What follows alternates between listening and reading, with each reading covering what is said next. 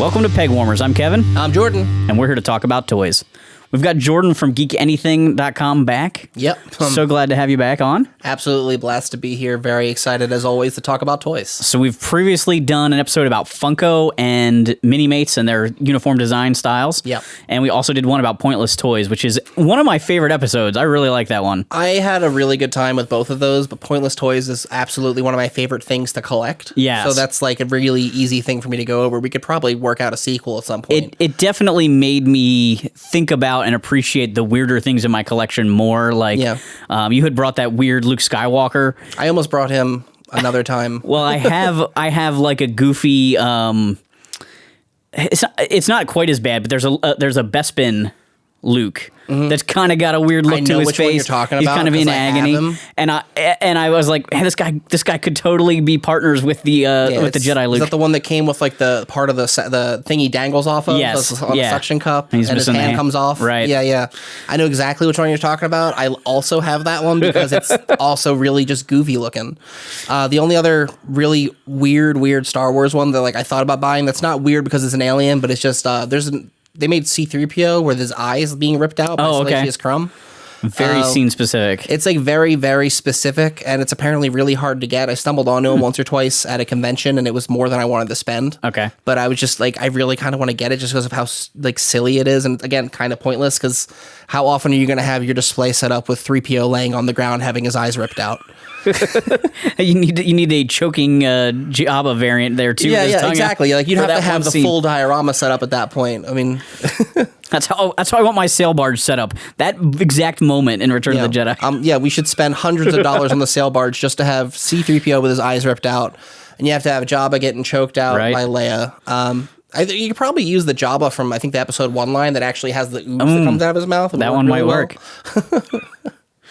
All right, so our first segment today is news, and the article that I pulled is basically the CEO of Spin Masters kind of talking about their plan for this upcoming year. Yeah, which is great because Spin Master is one of those brands that has been around a long time, but they've really, really become prominent recently. Yeah, I mean, so I think this article says they were founded in 1994, which I remember as a kid seeing commercials. I don't remember which ones they were for, but I remember at the end being like, buy Spin Master. Oh, yeah. Definitely. You know, like that was very iconic in their advertising, but they have become sort of a juggernaut with their preschool stuff, like Absolutely. Paw Patrol and all those other things. Yeah, no, Paw Patrol is huge on the market. Absolutely huge. Kids absolutely love it. It's been, at this point, it's on its second generation of audiences. And the way they do that with the entertainment and the toys and switching branding for every season by having a new theme, so you want to get the new versions of everything. It's just marketing genius. Well, that and on top of all that stuff for the preschool, they've also got the DC line that's... Yes. I mean, there's the McFarlane Collectors line that's like the fancy adult collector figures. And then there's the family-friendly, kid-friendly line of just generic DC and Batman stuff. Right. Which has been, honestly, flying off the shelves at Target since it started hitting. There are so many characters in that line. It's actually a lot of fun if you want to collect DC because of the character selection. See, my problem with it is entirely that it's hard to find it now because it's so popular. So, like, it's if you want to collect every character or even just every version of every certain characters, like as a lot of people know, I'm a giant nerd for the sidekicks. So, Robin, Nightwing, Red Hood, any of them, if they get made, I have to have it. I don't care if it's a slightly different color variant. I think they released a version with a green hood and a red hood for Robin.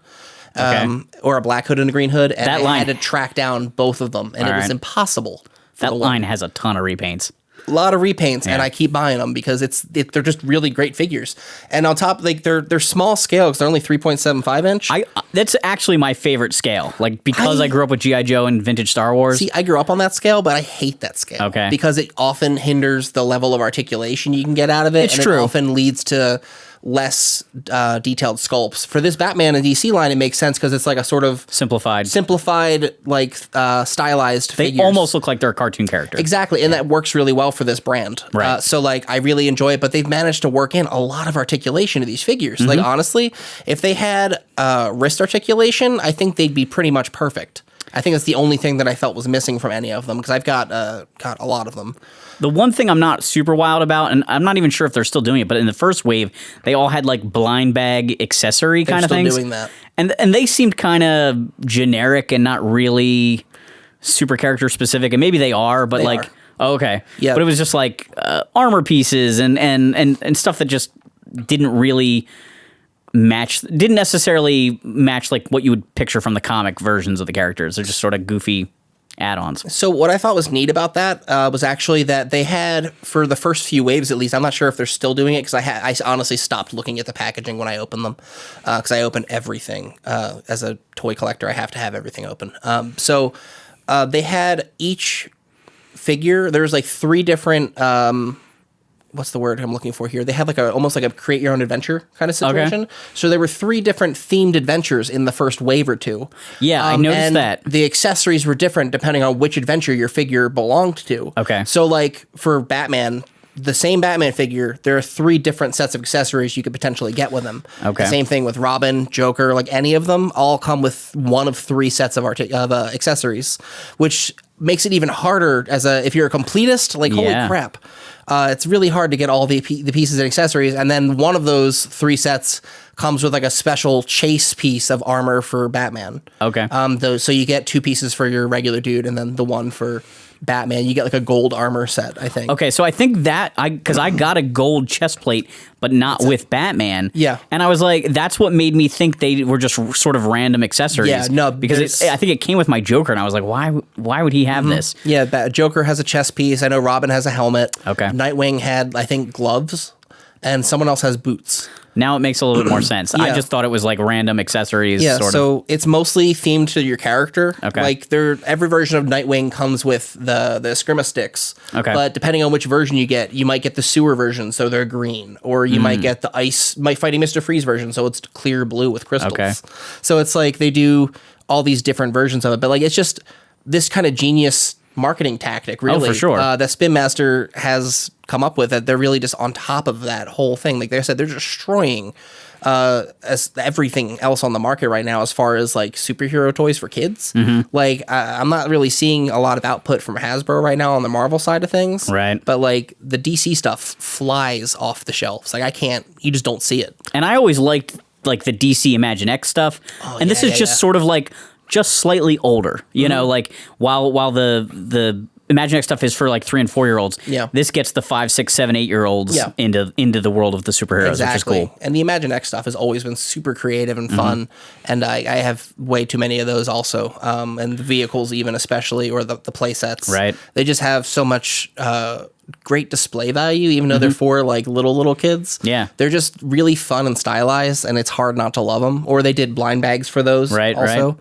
But then Spin Master has also got like the 12-inch figures, which are like really articulated also. So I haven't seen any of those out of the package. I look at them all the time. Yeah, and I've got a handful of them. Because they remind me a lot of those Marvel Titan Heroes figures. They're very similar, but better. Okay, because the Titan Heroes have an odd thing where there's different articulation forms just within that line. Yeah. Like there's guys that have arms that can move out to the side, but other guys it just swivels forward. And I'm not really sure how they picked that, or if it was just different generations of the line, but I expected something really, really similar from the DC ones. Okay. And they have ball joints on the arms on all of them. That's nice. And the legs are articulated, I think, at the knees too. Okay. So like they just have a lot more articulation than you'd expect from a 12-inch figure. Okay. So like, other than I think ankle rockers, they're like pretty great 12-inch figures as far as generic hollow plastic bot. You know, they're not anything expensive or fancy. You're not going to compare them to a hot toy, but like they're some of the better 12-inch figures that are like at a low price point that I've ever seen. And then they've even got, on top of all of the rest of that, they've got the little capsule collection of Batman stuff that are just little blind box capsules. They have, I think they're on wave 3 now. Okay. Where they're all the different heroes and villains, and they all have different color variants and chase figures, and it's just really easy to get hooked on them. As you can tell, I'm very very aware of Spin about Master. these. I'm very passionate and very aware of everything Spin Master's doing with DC, and they've really just got me by the wallet.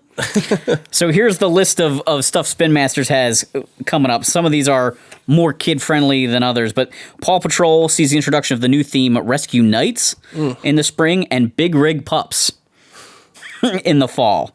So we'll have a bunch of entertainment crossover for both of those. I assume there will be a new pup for each of those, because they tend to introduce a new dog for each series that just kind of disappears at the end, which I think is a little bit sad. you know, I mean, I'm not happens that on a lot of invested kids' in Paw shows. Patrol, but yes, that's true. There's a lot of like characters that get introduced and go away. They've got Gabby's Dollhouse was new in 2021, which is a DreamWorks animation show. That show is huge. It's huge, yes, and it's a live action girl who gets a package every day, and the package is like a little knick-knacky thing that when she puts it in her dollhouse, she gets transported into the dollhouse. Then it's like CGI, and she interacts with all the stuff.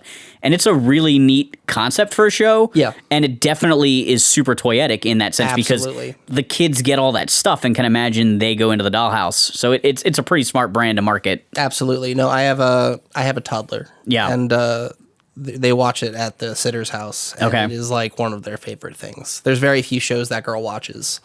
But that is absolutely one Okay. of the ones that I know she knows. My fiance's sons will say "shiny is miney" to me a lot, and it's a line that one of the characters in that show says when he finds things. It's sort of a finders keepers kind of line in the show. Yeah. Cool Makers brand, which inspires kids to express who they are through style, introduces Glow Glam Nail Surprise with press-on nail kits. So glow in the dark. That's kind of perfect. Kind of perfect. Purse Pets gets micro new mini variations. The collection features 12 different animals with unique fabric and textures, including denim and a few other things here. So that's a plush type of a thing, I guess. Actually, I've handled one of those recently Okay. because I bought one as a gift for my niece, and she really likes it. I was very confused by it because the packaging is meant to like fold into something else. Oh, okay. So like it's the cardboard package, but you're supposed to like transform it into like a little house for it. Kind of like how the loot crates used to. a little bit. Fold into It was something? just like, but they don't really explain that until you've already ripped it open. Oh, yeah. So it's like- Whoops. It's not really marketed that way, but then you open the packaging and there's instructions on how to turn it into a little house or something, and it's Okay. just like, oops. Well, we're not getting to play with that feature. Nope. As we talked about with DC, they've got an exciting slate for the franchise with 4 feature films this year. Mm-hmm. And Spin Masters will be doing toys for all of those. Which is great because I know that the stuff for the Batman with Patman is coming out already. It's already trickling into stores, which is great. I've been seeing a bunch of people talking on some of the G.I. Joe groups I'm in about customizing that Batmobile into a Dreadnought vehicle. Absolutely, because it's literally just a hot rod. Yeah. So it's perfect for that. And Right. they have a motorcycle too, which is going to be huge, I think, on Yeah. the aftermarket for anything in that scale. Right.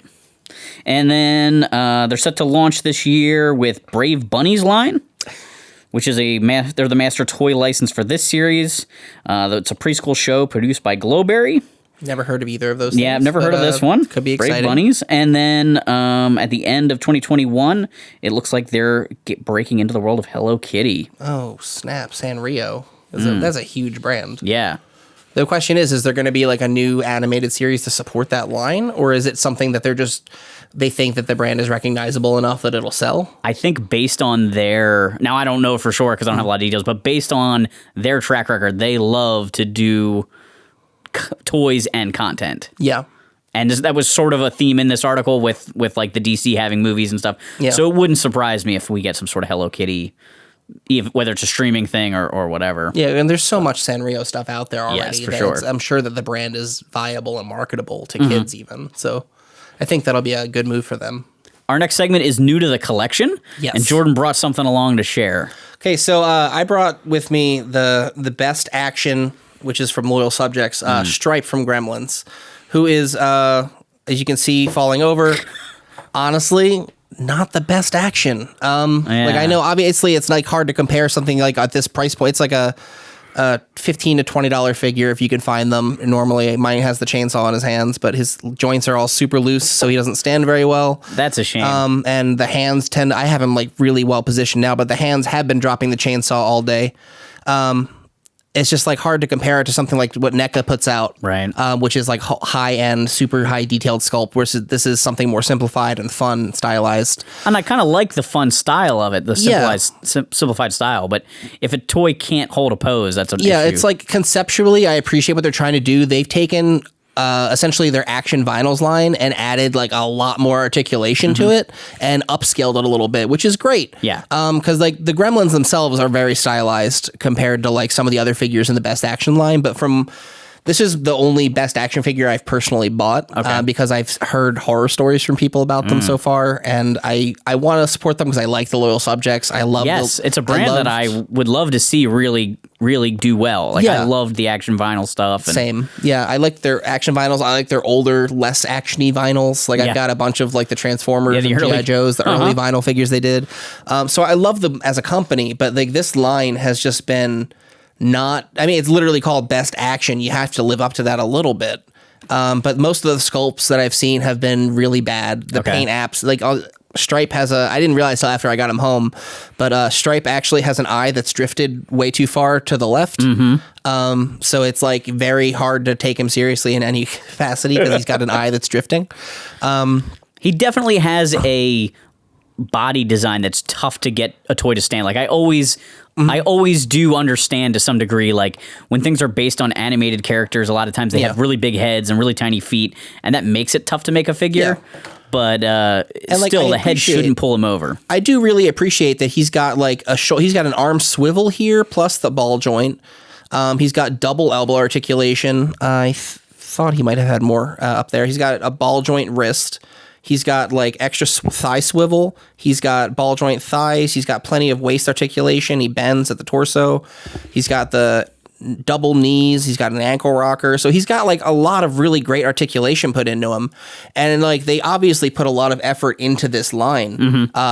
It's just that somewhere along the way, it sort of dropped the ball. The tolerances just aren't quite there. Yeah, so it sucks because like I really want to love this line and I want to support it because for the price point, you're getting a lot of stuff with this figure. They came with a decent amount of accessories. Like Stripe came with a chainsaw and a skateboard that actually had wheels that functioned, and a couple other little things. And I think he had an alternate hand. I can't remember. Okay. But he's my new to the collection piece. I picked him up about a week ago. Because I found a deal on him at one of the mall pop-up stores that was closing down for the season following Christmas. And you know what? I enjoy him for what I paid for him. Right. But I'm really glad I got him on a deal, if that makes sense. No, it totally makes sense. Which sucks. I love Gremlins. It's one of my favorite properties to buy stuff from. I couldn't tell you. I literally have a life-size Gremlin in my house. Okay. Like I have a life-size Trick or Treat prop replica. Nice. Which is like one of my most prized pieces in my collection. So like I love Gremlins, and this was just such a disappointing figure, I guess is the way to put it.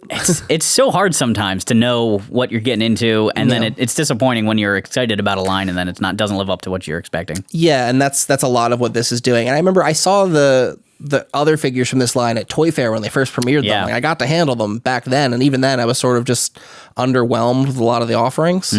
So I was hoping maybe they'd figure something out along the way before it hit retail, but it looks like they really just didn't, which is unfortunate because I love Loyal Subjects as a company. All right, so our next segment is a low-budget bonanza here, and I brought in a couple of the Final Faction toys from Dollar General. What a fun line. I've had a lot of people talk to me about these and kind of bring them up.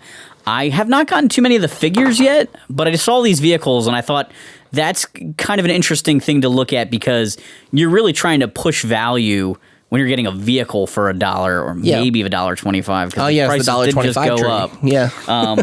But I did get the vehicle and the accessory pack for it, which is also kind of an interesting way of getting, selling you the vehicle, a bigger vehicle. Yes, they're selling it to you in parts. So, what do you want? Roof on this vehicle? Here's some armor and some weapons for it. Yeah, or like just to sell you the body and the wheels separate or something. That would be great. I mean, that's how you get away with selling a vehicle at a dollar store. So yeah. Like... So this is called the Arrow ATV. And it shows it can hold a couple of different guys on it. Okay, which is this for the 3.75 inch scale figures they do? I really need to find. I can't. It's like this thing is. This line has been impossible. To find some of them. Like I know the latest wave, they've got a mech suit piloted by a dog. Yes, and I really, really want it. But I can't find it to save my life. Yeah, I keep looking at these, and I just keep going back and forth over. Whether I really want to get into this line. I mean, for the $1, it's like it's definitely cheap. Yeah, I mean, price wise, Dollar Tree will get you every time with that. Well, it's only $1 now. It's $1.25, but like it's still like. My logic is if there's something that interests me and it's under $5, I'm gonna buy it almost every time because I spend $5 on a coffee. Right. And a coffee's going to last me 20 minutes at most. Yeah, you're gonna get $1 worth of fun out of just kind of posing it around a little bit. So I figure for the $1 or $1.25 now that it'll cost me, I'm gonna get some sort of joy out of it, even if I throw it out in a week or I donate it or give it to a kid. Yeah, there's a million things that I could do with $1. And finding some brief moment of joy with a little toy car or a little figure, or a Dollar Tree now has all those movies, which is like huge. Yes. There's like a whole Facebook group obsessed with the whole movies thing now, which is nuts. But and even like this whole line, like the Dollar Tree is really trying to put their foot in the door again, getting people in the door. They've had a lot of exclusive, but also not just like generic stuff, but like licensed minifigure kind of things, like the He-Man line and stuff. The He-Man line, they had a Jurassic Park line like that. They're just static little PVC figures, but they're again, there's one of those things where it gets people in the door because they want them. Right, people are looking for that figure. Yeah, and like I've been hitting that store all the time because I'm trying to find the mech suit piloted by a Chihuahua. I really need it. It's really goofy, and as a thing that has to go on my why did they make this section. Yes, that makes sense. And even more so, it has to go with I have Fortnite has a character named Kit. Okay. And I honestly hate Fortnite as a game. I don't like it. I tried to play it a handful of times. I've won every time I've played it, but mostly because it was flukes.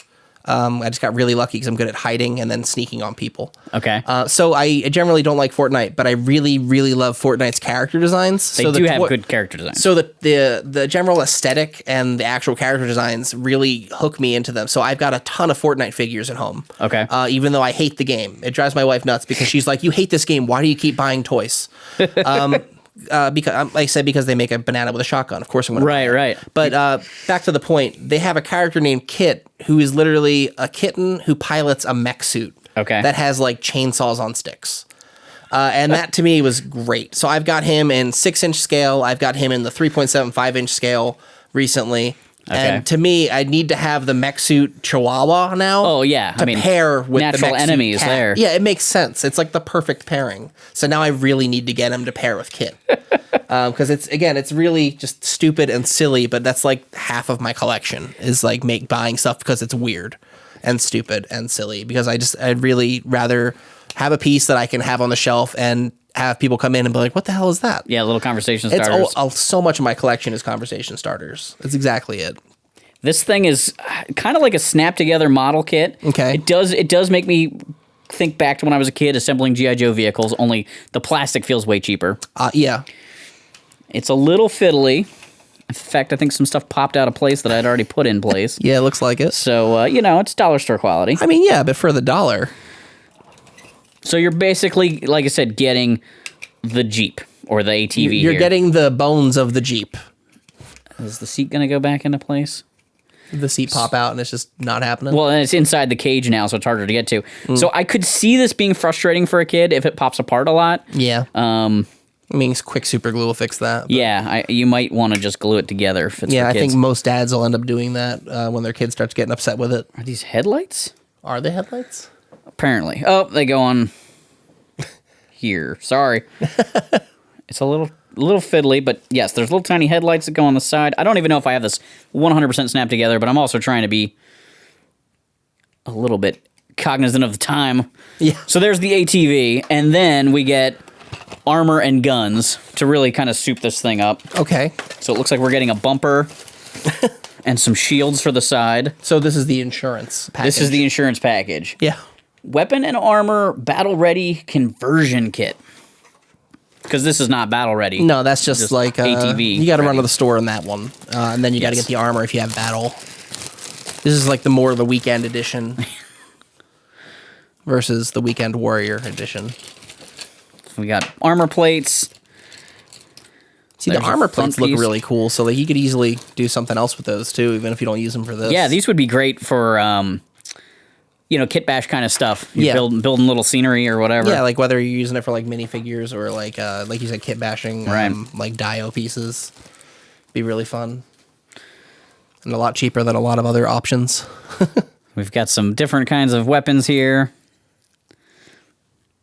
The other interesting thought about this is that you have a certain percentage of parents that don't really want their kids playing with toy guns. Yeah. And you could get them the Jeep. and not get them the weapon pack.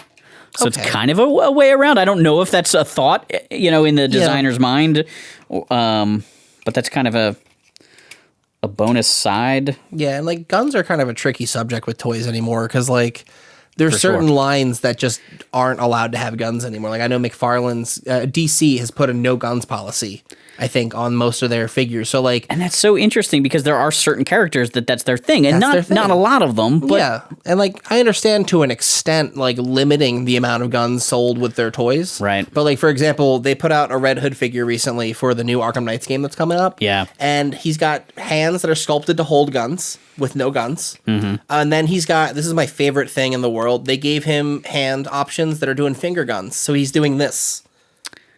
So his hand options are just like, that's really it's weird. it's kind of like obnoxious. Like I've already got mine posed with an obnoxious stance. Like he's like, Yeah. finger guns, because that's where we're at with toys now. Because we don't want to just give them guns. And I'm very much like a big, gun laws kind of guy. Like I don't want to get too political on here or anything, but I'm Yeah. very much like, gun control is important. The idea of limiting the amount of guns in the media for kids is important. And it's something that, I'm not about, shoving too much in their face. So I get the idea of limiting the amount of guns with toys. But just to outright say no, not allowed at all, like it just really makes certain characters, like why would you even make them at this point? Right, because a character, especially somebody like Red Hood, who doesn't really have superpowers so much. He's just a guy with guns. He's just a guy with guns, right? Yeah. Like, with a Punisher not having guns doesn't make it's a like lot of sense. even if you give him a gun that's like very obviously made to be like, oh, this is a stun gun, not Right, an or like a actual gun. laser or gun. like they 90s cartooned it where everything is lasers, Right. instead of bullets, which like that makes sense Well, I've got it decked out partway. I didn't get these extra armor plates on, but you get the idea. conceptually. It's not too bad. It's a pretty good looking little jalopy. I definitely would recommend gluing this together as you build it, other than the parts that you want to articulate, like the wheels and the guns. That thing, I can already see like the top popping off of Yeah, the back. I was having a hard time getting it to definitely- all line up. Definitely needs some glue. Definitely. And I mean, other than that though, it looks like a pretty fun little vehicle for the $2 it cost you. Yeah, it's really it's at least a fun design. Yeah, For sure. Definitely has a little bit of a Halo vibe to it. Yeah, So definitely something I could see kids getting into that are collecting on a budget or trying to spend especially- allowance and stretch that out a little. yeah. It's like it'd be a really good like stocking stuffer or like a quick birthday thing. Yeah. like, it's really one of those things that it'd be fun for kids. It'd be fun for adults to add on. It would be great for people who do like photo shoots and things for Dio sets. Right. Like you need a giant war scene in the background. You could have a little army of these things going around in the back because Right. it costs you less than $20. Yeah. It would be really easy to do. Good idea. All right, so our main topic today is glow in the dark as a Yes. feature of toys. We brought quite a few here. If you didn't already guess this based on the stuff on the table, I can't really think of what the first glow in the dark toy I had was, but it might be Glow Friends, which I brought a bunch of. Yeah, I see that. because they are a preschool toy. They are. It might be one of the first things I ever had. So the Glow Worm was like a plush. They still make it. Yeah. Okay. Yeah, I knew that it's come in and out. I didn't know if they're still doing, but it's like a plush toy that has a hard plastic head that lights up, sort of like a nightlight to help Yeah. soothe the kid to sleep Yeah, or yeah. make a kid feel safe. And at some point in the early '80s, I didn't go back and double check what year it was. They decided to make a cartoon show, and they created a ton of friends. So the main glowworm guy, who looks just like that toy, little plastic figure. These are like finger puppets, which is fun play for kids. They love, like the Fisher Price mini people and stuff. Oh, yeah. But they all have a glow in the dark face. Some of them have a little bit more glow in the dark body parts than others. This guy, they kind of had to stick with a certain color scheme to try and make it match the Actual toy. The actual toy. So I had a few of these as a kid. I had the glowworm. I had this, I guess, a butterfly character, has little wings. Yeah. And the ladybug was like the grandmother character on the show. Sure. So I had the three of them. And it's odd, but they all come with a little pocket, like a little sleeping Like a bag. sleeping bag? And the idea was you could button this to the buttons of your pajamas. If you had like the classic pajamas with the pocket. That's amazing. And put the little guys in the little sleeping bag. I can't imagine sleeping with one of I these could because just find that very uncomfortable. rolling I'd over on that would be it, terrible. or like you'd find it like elsewhere in the bed later and you just lose it. And I actually have a little piece of a package. I found this in my parents' basement Wow. years ago. It's just the top half.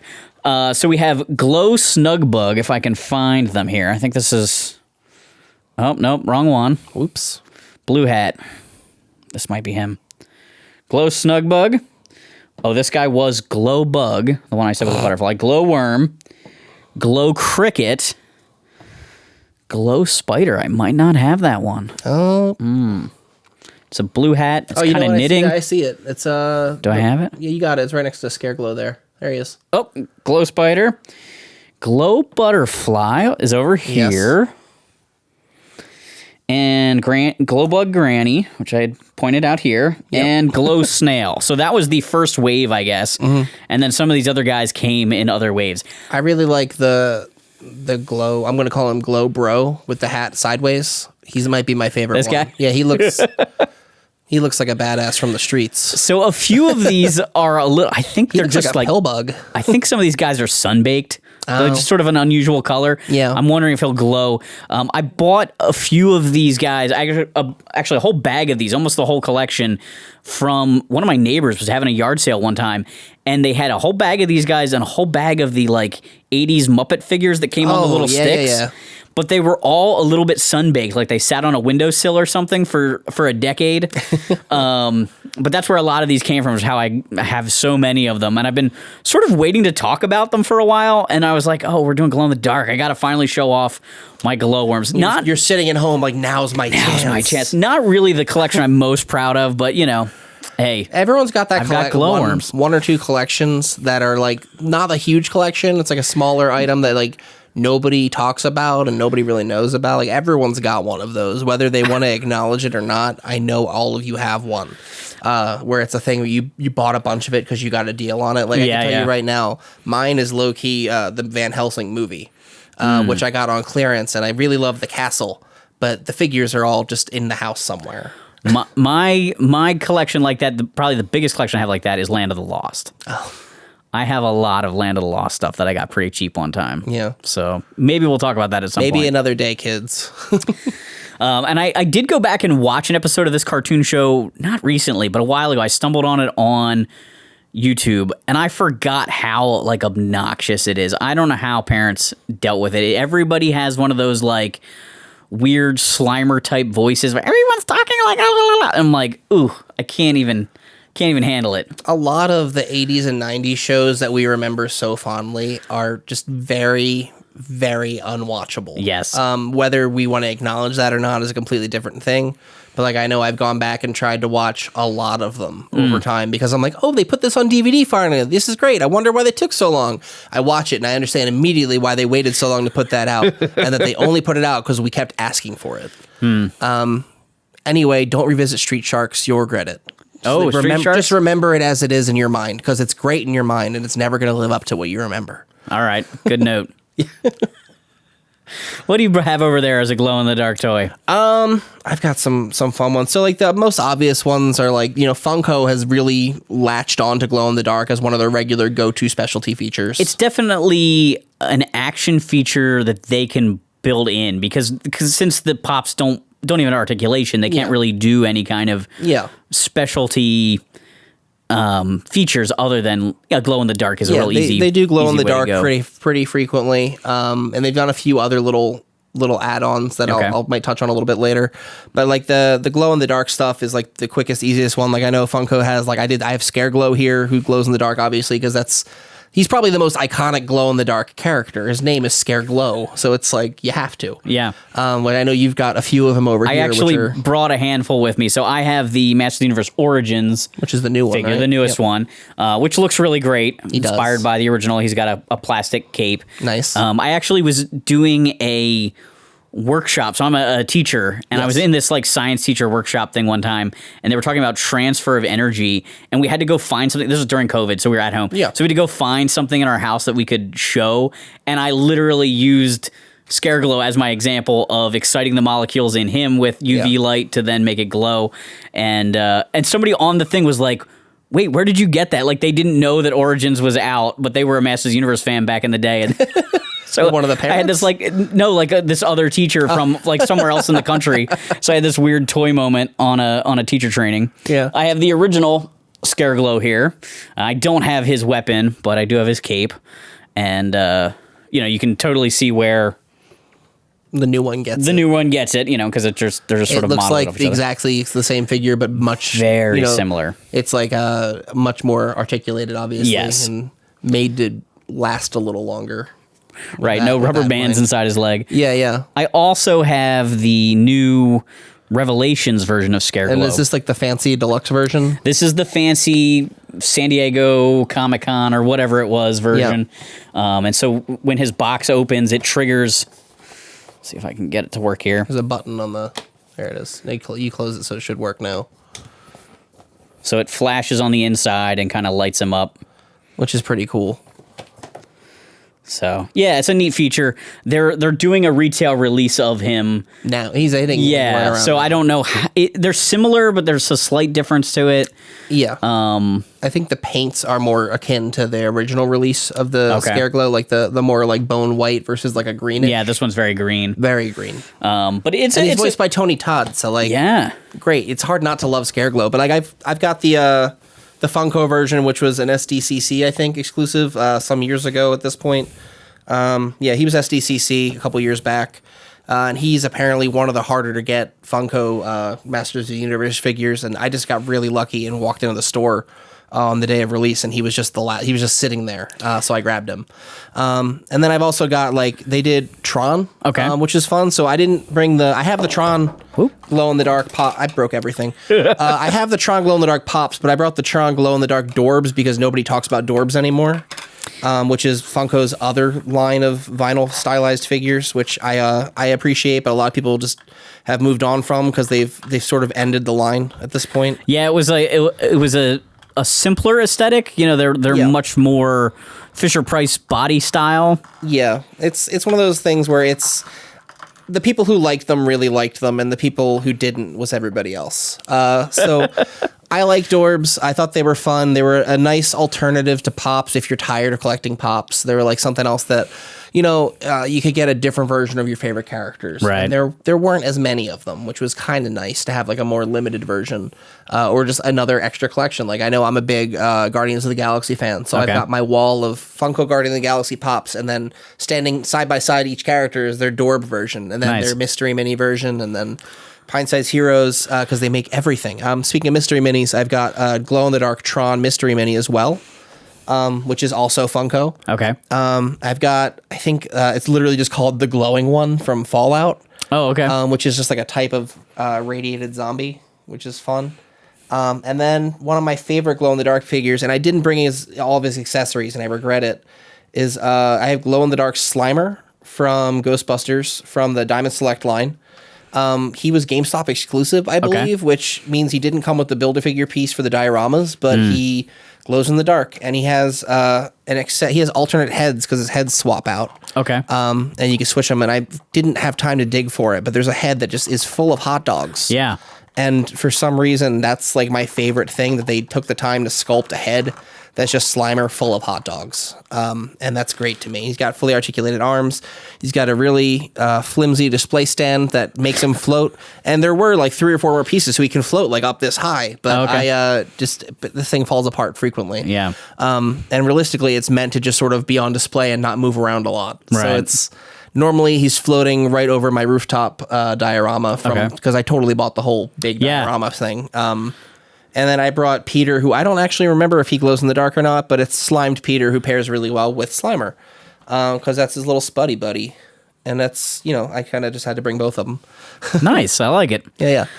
So I also have Bonehead here from Toxic Crusaders. I had him as a kid, and I loved that line. I mean, it's a perfect line to include glow-in-the-dark features. I'm almost surprised I feel like half of them had it. Okay, so half of them. I was gonna give or say, I'm take. almost surprised that wasn't like a thing. Like either one of the teams, all the bad guys, or there was easy variants to do or whatever. And Super 7 certainly has embraced it Yes. with like their Toxic Crusader Ultimate figure. They've released him in Glow in the Dark, and they tend to do that a lot. Yeah, they They've did, done Mutagen Man and Baxter Stockman. They did the RoboCop reactions Yes. redone in Glow in the Dark, which was Right. really fun, especially Emil since he's like melting. Right. So it's like a really perfect kind of melty. Well, it's glowy sort of figure. a callback too to Night Fight RoboCop. Yeah, Or Night Fighter RoboCop. Night Fighter. So yeah. they replaced one of his arms with a giant Gatling gun. Which is Amazing. Yeah, that's if RoboCop had alternate parts, I imagine one of them would be that. Yeah. And then they gave him just a cool like blue chrome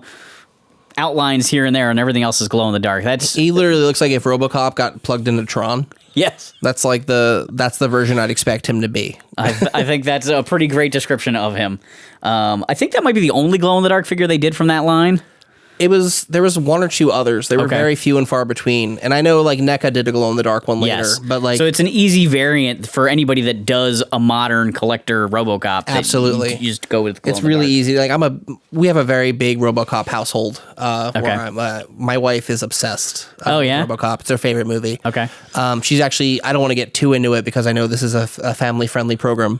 But she's mildly internet famous for a picture of her with Peter Weller at a convention a while back, which if you've seen the picture, you know exactly who I'm talking about. That is my wife. And she loves Peter Weller. She was very excited to meet him, and he really enjoyed her t-shirt.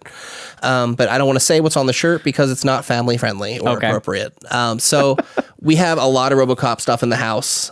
We've got a ton of the figures, the glow in the darks, like all the NECA stuff, and we have so much RoboCop. Yeah. So I know there's a couple other glow figures, Okay. but they're not super frequent release in that line.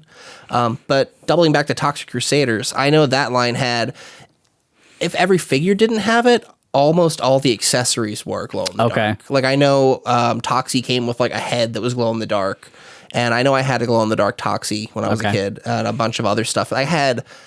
Actually, I can tell you right now, I never watched that show when I was a kid, but I had the entire toy line, probably because it went on clearance. Okay. And my grandmom used to just buy me whatever was on clearance, whether she knew what it was or not. So it would just sort of end up in my Ninja Turtles mostly. Yeah, So it was definitely very interchangeable. marketed to be a tie into companion. Captain Planet and Ninja Turtles. It was a very easy companion line to both Yes. of those. And I had all of it. Hmm. I don't know what happened to it over the years. I don't think I still own any of it, but Okay. I definitely had all of that line, even though I've never watched that show until like I was in high school probably. all right. And speaking of Captain Planet, you also have another guy over here, I think. Yes. Do you want to is- pick him up? I don't think I can. I'm excited to talk about him because this is Duke Nukem. Duke Nukem, who has been on the set of this show for almost every episode. I love Duke Nukem. He was my favorite villain on this show. He's back such in a the good day. villain. He's just fun. And also, like, everyone thinks of Duke Nukem like the video game. Right. But, like, this is the OG Duke Nukem. He beat the game by a good 5-6 years at least before that came to market. Okay. And he was just such a fun villain to have. My only regret is that the toys never gave him, like, the Hawaiian shirt. I think there is actually a repaint version. Really? Yeah, I think Oh, he man, did get a I've never second seen version. that one. Like I know I've seen like a PVC minifigure of it. Okay. But I've never seen the articulated version with the Hawaii. Because in the show, he's frequently just wearing an open button-down Hawaiian Right. shirt, and I'm just like, what a cool guy vibe he has. He Now- just seems like a relaxed super villain on vacation. He's enjoying his weekend. I love Duke. He's like my favorite villain from that show. He's sort of the most intimidating Yeah. looking of them. He's the only real one with has actual powers besides just being I pollute things. Like, Right. And so when the other ones work well to fight the Planeteers. Planeteers. They work well for them, but like when Captain Planet shows up, Duke Nukem is the one guy that sort of feels like he's on par. Yeah, it's like him, and then I forget his actual name. Bizarro Captain Planet is Right. the only other guy that really had the ability to do anything. Because who else did he fight? He fought the Pigman, and he fought Dr. Blight. that Danny DeVito looking guy, and Dr. Blight Yeah. with the half scarred face. And then there's the Arnim Zola. the rat guy that was voiced by Vermin. Jeff Goldberg. Yeah. Vermin scum. Right. They were very creative with the names on this show. But unless they're shooting sludge at him from a device, like on their own, they're all just normal people that Captain Planet should easily be able jerks. to. Yeah, pretty much. It's just it's like the people who weren't quite on par for being a Batman villain. They fought Captain Planet. Yeah, so I love that figure. He glows so well too. Yeah, he does. And it fits. Like some toy lines, sometimes you feel like the glow in the dark thing is maybe a stretch. Like for instance, RoboCop. Why would he glow? I don't know. I don't know why he'd glow. I understand It's why cool. he'd light up. I wouldn't understand why he'd glow. Right. But like Duke Nukem, it just works. He's like a weird radioactive monster. And he's already yellow, so even if he's not glowing, like right now, he just looks like how he just looks how he looks. Right. And if he's glowing, he looks even more how he looks. Yes. So it's like, that's a win-win. It's one of those few figures that like it really works. It works really well for him. Works well for like obviously Scareglow. Mm-hmm. Tron is another one. Slimer kind of works, but like he's just always being kind of green. So Yeah. it's really So glow in the dark and translucent kind of work well together. Yes. And that tends to happen. So like a translucent character will be a glowing character a lot of times. yeah. The last one I brought with me is Arcturus. This guy's actually from Realm of the Underworld. It's a Zolo World toy. Okay. They have a line of like fantasy barbarian type things. There's a little Greek mythology stuff tied into it. And so they used this skeleton body for a thing called the Archfiend, which was like a skeleton warrior. All right. And then they kind of decked him out with a cloth robe and made him glow in the dark. Definitely has a very Scareglow kind of vibe to him. A little bit, yep. But I just think he's a cool looking figure and also, has a great glow in the dark feature. Yeah, he seems like he'd be like Scareglow's wizard friend or something. Yeah.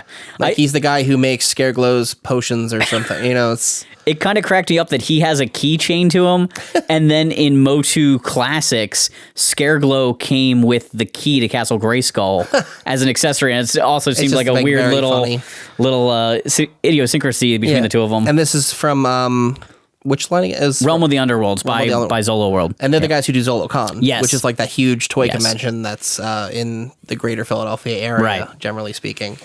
Which is super fun if you guys haven't been. I always love coming up in March. Yeah, it's coming real soon. That's honestly one of my favorite events of the year. I love to go dig and find all sorts of stuff like we've brought today. Mm-hmm. And that was your last glowing figure? That's the last glowing figure I brought with me, but I did want to make one other point because glow in the dark seems to be a feature that ends up in most lines. Mm-hmm. And one of my favorite lines of all time barely use glow in the dark, but I figured it was worth a mention. G.I. Joe had glow in the dark decals on Night Force. Night Force was great. I had a lot of G.I. Joes growing up, but most of them were hand-me-downs. Yeah. And I inherited them or yard saled them or whatever. But the one wave of G.I. Joes that I remember getting for Christmas new in the package was Night Force Ninjas. Okay. And the Night Force Ninjas line was all like black light color, like glow in the dark. Like Zartan's got an orange mohawk for some reason and bright green glow in the dark pants. Yeah, okay, the Ninja Force guys, Ninja Force, yeah. So it was just like I had all of those ninjas and all of them had cool glow in the dark stuff. And it was just like one of my favorite memories of that line back in the day because I only had the ninja version of like half those characters. Okay. Yeah, and so the Toys R Us there was this Toys R Us subline where they just repainted all the figures in dark shades and they repainted a bunch of vehicles in black. Yeah. And those vehicles all had orange guns and glow-in-the-dark Night Force decals on the side. And it's just sort of an odd thing because glow-in-the-dark is so common, and that was really kind of where they went with it. Even Star Wars tends to not get much glow-in-the-dark, even though the Ghost figures would have worked pretty well. Like the Ghost of Obi-Wan kind of thing would have been a good glow-in-the-dark option. Yeah, I don't think they've done very much. They kind of stay away from it. I know like back in the 90s when Kenner had the license, they would do a lot for Batman. Yeah. Where they had glow-in-the-dark stuff tacked in there. It would just be sort of mixed into the generic Batman variants or like the Legends of the Dark Knight line. It works well as a variant. I mean, that's generally where you see it. Yeah. Is like, okay, we're going to do a weird glow-in-the-dark version because kids like that. Yeah, that makes sense.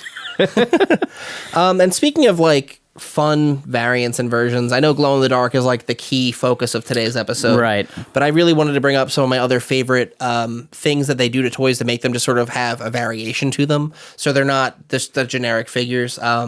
One of them I wanted to bring up, I brought Mr. Freeze specifically for this, is I really enjoy when they chrome figures rather than just make them glow in the dark. They make them super shiny and plastic and chrome. And it's just like, I feel like not enough toy lines do it these days because I know chrome tends to be brittle and it tends to chip off over time and flake away. So They last a lot less longer than some other things. But One of the big problems with it too is the way they articulate toys now. You can't vac metal over the softer plastic. Yeah. And all the joints are made that way now. Like a G.I. Joe figure, for instance, it's like the torso is two halves that get screwed together. Yeah. So you could vac metal that because it's not flexible. Yeah. But most figures nowadays have like a ball joint that gets forced into a socket. Yeah. And that plastic will not hold up to it. So it's we're seeing a lot less of it, but vac metal stuff is always cool. Yeah, that's sort of where I'm at. So I love when they do that. I know Funko's done a bunch of it with the Pops lately, where they do just like full chrome variants as like store exclusives or convention exclusives. Yeah. Or especially Target has been doing them with Funko, where they do like for their red card program, they have like the red card exclusive red chrome Boba Fett or whatever. Okay. So it's just like, it's neat. It's fun. It's a nice way to have a variation and have like a more unique piece. They did a chrome battle armor version of He-Man Yes. recently, which looked really nice. Yeah, no, he does. He looks beautiful. And then one of my other favorite things, it's a toy line thing that nobody does anymore. It's really infrequent. They did it a little more frequently in the 80s. Yeah. With stuff like Strawberry Shortcake, and with this original version of this character also worked. But I brought this one, who's an SDCC exclusive from a while back, but this is Stinkor, and he actually is scented. And he smells awful. This figure in particular stinks really, really bad. I can't even put my finger on exactly what it smells like, but it's just generally terrible. And the original figure had a smell to him. Right. The original figure, they used patchouli oil. Yeah, which like I don't mind patchouli oil. I like patchouli. Okay. But this one does not smell like patchouli at all. It is awful. You're welcome to take a whiff when we're done. But like I know Funko's also done scented figures for they did the Icy mascot, like the polar bear. Yeah. And they've got two or three different ones, and each color has a different smell based on the flavor it is. That's interesting. The purple one smells like grape, and the red one smells like cherry. So like that's fun and neat. And they did Strawberry Shortcake Pops. They were all scented like the original toys. So that was cool. And scent and glow in the dark are fairly simple action features because you're not doing any tooling. It's just adding another chemical to the plastic itself. Yeah. And it's a fun little niche in this toy market that you don't see that often. But like it's one of those things where I could bring it on here and talk about it for like 2 minutes, but that's not really a whole episode. Yeah, it's not a whole lot of stuff to talk about that do it, which is unfortunate, but it's like a fun little like action feature that doesn't add too much or take away too much, but it's just nice to have. Yeah. And just I wish more toys did it. Like I don't know if the current upcoming Stinkor figure has a smell to him or not, because I know there's a new one. I don't know whether the Revelations no one one really has it or knows not. whether the Revelations one will have it, or if when they do an Origins one, if they keep the line going. Did the Revelations Mossman smell? He didn't smell, but I don't think he was fuzzy either, though. He wasn't, but it's not the fuzz that necessarily smells. Yeah. So it's interesting, yeah, because he something has a that- twofer feature. He has flocking and the pine sol scent. Oh yeah, no, I So, I on the honestly original I figure. didn't pick him up yet, so I'm on the fence on If that he one. didn't smell, then I have a feeling Stinkor's not Yeah, but I mean gonna it's smell. in the name. It is. It's Stinkor. true. It is in the name. So like you have to wonder like, will he have a smell? Will he not have a smell? That's literally the whole question. I know for Motu Classics, the collector line, they mailed out all the Stinkor figures, and it was one of the figures they had returned the most, and people complained they didn't smell. And Scott Knightlick, who was the brand manager, has claimed that he opened every single one that got sent back, and they all smelled. He goes, you just couldn't smell it enough through the package for people to know that it smelled. Yeah, and But nobody he's- wanted to open them. Right, and nobody wanted to open it because of the collector line. So he said, but everyone that came back, he opened, and they all smelled it. I like to think that he has he's not there anymore, obviously, but like I like to think that somewhere at some point in time there was an office just full of open Stinkor figures, and it was just like that was like the punishment office for when you piss someone off. Everyone, like, no one wants to work in the cubicle around that one. It's just like the one cubicle full of loose Stinkors. They're just making a whole pile. Like somewhere there's a landfill full of loose Stinkors, and it's just like a big patch of like dead grass around it, and it's just No wildlife goes near no, it. nothing goes. It's like it's the forbidden zone. It's the elephant graveyard of toys, and it's just God. I do not miss Matty Collector very much at all. that would be that could be a whole episode of its own. The Matty Collector problems. The Matty Collector era of collecting. I do love that toy line though. Yeah, no, it's hard not to. Like I know I didn't buy very much of it because I generally just didn't. I don't love Motu the way a lot of people do. Yeah, I like love Motu. Motu. I like Motu. I don't love Motu. Okay. Like I'm a big like key characters. Like I'll always buy Skeletor because he's one of my favorite characters. Gotcha. And I'll almost always buy Battle Cat, which is weird. I like Battle Cat more than I like He-Man. So I end up owning He-Man because he goes with Battle Cat. Yeah, no, I He-Man get to that. me has always been more of an accessory to my Battle Cat figures than the other way around. So it's that I want Battle Cat, so I kind of got to get He-Man. Yeah. And then I always want Skeletor, so I also kind of got to get He-Man. He's always just sort of my auxiliary. I have to have him because I have the other things that go with him. Right. So I like Motu. I just don't obsess over it the way a lot of people did. And by the time classics got going, I Yes. was late. Yeah, And that's a it tough got line with that way. expensive really fast. So I just decided to not get in. I think I owned 3 or 4 of them because I Okay. just sort of ended up with them. Like I had the King's Grayskull they put out. Yeah. Which just sort of ended up in my stuff. I don't know where it came from. Somebody left it at my house maybe. And I couldn't figure out who belonged to. So like, I asked around. Nobody seemed to want to claim it. So I kept it.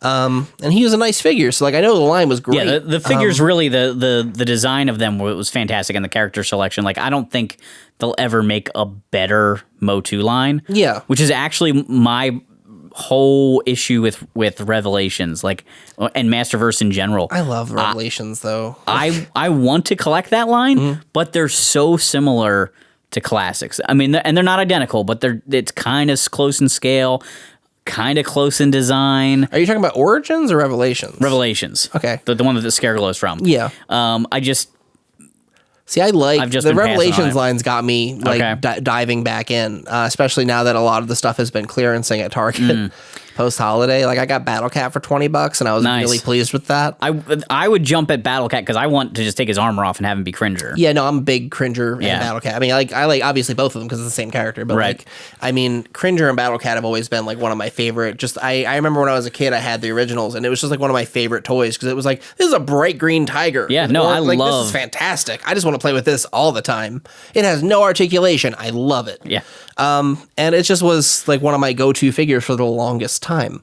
And just I really just love that about it. So like Revelations has been really easy to like sucker me into buying a new He-Man line. Gotcha. I also generally love the aesthetic of the 2000s series. Yes. And Revelations feels like a healthy balance between that visual and the original series. Yes. And that's, I think, what's really doing it for me. Like, I'm very much a huge fan of Revelations. Mm-hmm. It sucked me right in. And I know a lot of people, it's either you love it or you hate it. But Yeah. I am absolutely in the love it side of that spectrum. So I really just enjoy everything about what that show's doing. All right. I guess that's about it. Yeah, I feel like we we've got a talked little glow way in the from dark. it at Well, the yeah. end, but- You know what? Sometimes the best parts of the conversation are we get way off topic, though. I mean, well, that and like, we're talking Motu, but like, Scareglow is a huge part of our topic Yes. today, and that's his home base. So It all fits in. it all fits in. All right. Thanks for hanging on the peg with us. We'll see you next time. Thanks, guys. I have so many things I want to talk about. I'm like gonna get off track here. This is the case of a game that was far more popular in Japan than it was in the United States. They never went to Mordor. What are you talking about? This is kind of weird. But there's real detail. There's like wiring underneath. They're one and done. That's Yeah, it. Sold yeah. out. So they're super hard to come by. You heard him, guys. Bring it back. Here we go again. Round two.